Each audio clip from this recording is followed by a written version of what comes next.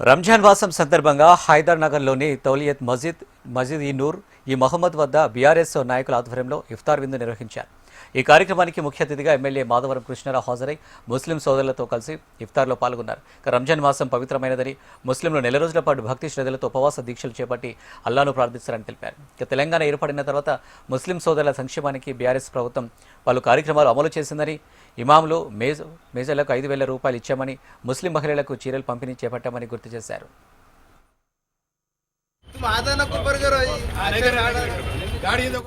శ్రద్ధగా భక్తి శ్రద్ధలతో బ్రహ్మాండమైనటువంటి దీక్షతో దేవుణ్ణి ప్రార్థిస్తూ దేశం కొరకు రాష్ట్రం కొరకు ప్రజలను బాగుండాలన్నటువంటి మాసం రంజాన్ మాసముగా అందరూ పూజిస్తారు.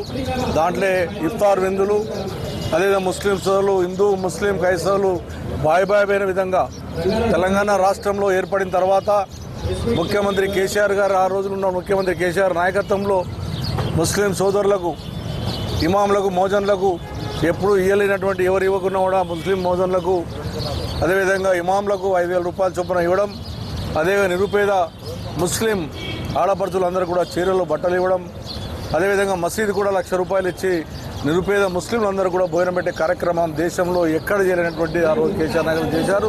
అది కొనసాగించే విధంగా కూడా ప్రభుత్వం చేపట్టారు.